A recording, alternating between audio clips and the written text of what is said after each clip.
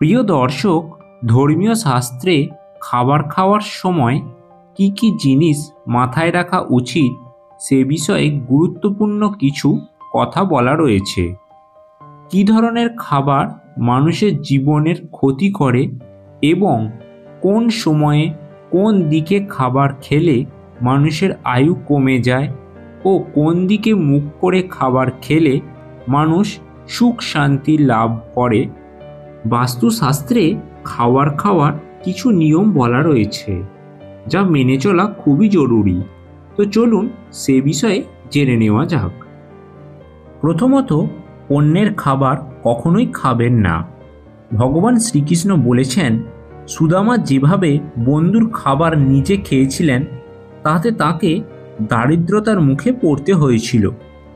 একইভাবে একজন ব্যক্তি অন্য ব্যক্তির বা প্রাণীর খাবার গ্রহণ করা উচিত নয়, বা অন্যকে ক্ষুধার্ত রেখে কখনোই তার খাবার খেয়ে নেওয়া উচিত নয়।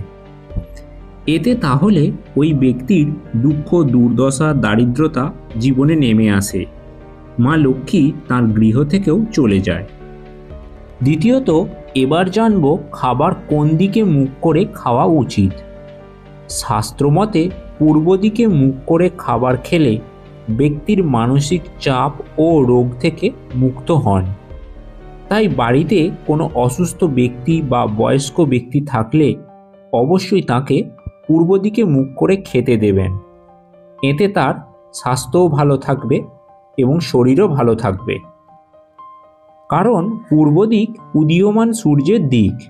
এই দিকে মুখ করে খাবার খেলে সূর্যের মতো উজ্জ্বল হয়, যা তার রোগ প্রতিরোধ ক্ষমতাও গড়ে তোলে অনেকটা। এরপর যে ব্যক্তি চাকরি খুঁজছেন বা ব্যবসার উন্নতি করতে চান তারা উত্তর দিকে মুখ করে খাবার খাবেন, কারণ উত্তর দিক মা সরস্বতীর দিক বলে মানা হয়, যার কারণে তারা তাদের কাজে সাফল্য পাবে।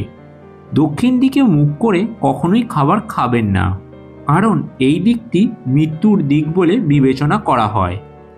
এই দিকে শুধুমাত্র মৃত ব্যক্তির মৃত্যুর পরে শ্রাদ্ধ শান্তি ইত্যাদি কাজেই গৃহীত হয়ে থাকে। এরপর তৃতীয়ত, ভাঙা পাত্রে কখনোই খাবার খাবেন না, যা খুবই অশুভ বলে মনে করা হয়। এতে দুর্ভাগ্যকে আমন্ত্রণ করা হয় এবং দারিদ্র, সংকট ইত্যাদি জীবনে দেখা দেয়। চতুর্থ, একাদশীর দিন কখনোই তামসিক খাবার খাবেন না। এই দিন আমিষ, মাছ, মাংস, ডিম ইত্যাদি খাওয়া নিষিদ্ধ, কারণ দিনটিকে ভগবান বিষ্ণুর বিশেষ দিন হিসেবে বিবেচনা করা হয়ে থাকে। এরপর পঞ্চমত, খাবার নষ্ট কখনোই করবেন না। থালায় গৃহীত খাবার নষ্ট করা শাস্ত্রে অনুচিত বলে বিবেচিত। এটি করলে দুঃখ, দুর্দশা জীবনে নেমে আসে। তাই যতটুকু খাবার খাবেন ততটুকুই নেওয়া উচিত।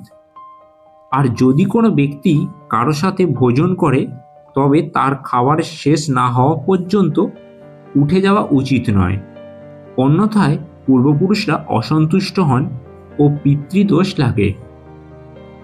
এর পরবর্তীতে ষষ্ঠতম, খাবার খাওয়ার পরে থালায় কখনোই হাত ধোবেন না।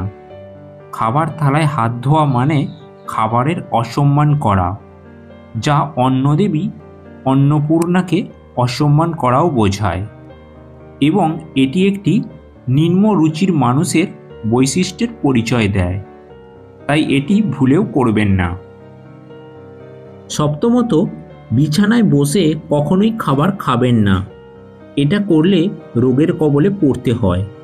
তাই খাবার সবসময় খাওয়ার যথাস্থানে বা নিচে আসনে বসে খাওয়া উচিত, এবং শাস্ত্রমতে অতিরিক্ত ভোজন সর্বদাই নিষিদ্ধ। এছাড়া যানবাহনে, শ্মশানে, দেবালয়ে শুয়ে বা দাঁড়িয়ে ও চলতে চলতে খাদ্য গ্রহণ করা উচিত নয় বলে মনে করা হয়। অষ্টমত, খাওয়ার আগে ভাতের থালার চারপাশে জল ছিটিয়ে খাওয়া উচিত। এতে ঈশ্বরের প্রতি অর্থাৎ দেবী অন্নপূর্ণার প্রতি আমাদের কৃতজ্ঞতা প্রকাশ করে, এবং শাস্ত্রে এও মনে করা হয় জল ছিটিয়ে খাবার প্লেটের চারিদিকে এক বৃত্ত তৈরি হয়, যাতে কোনো নেগেটিভিটি খাবারের মধ্যে আসতে না পারে।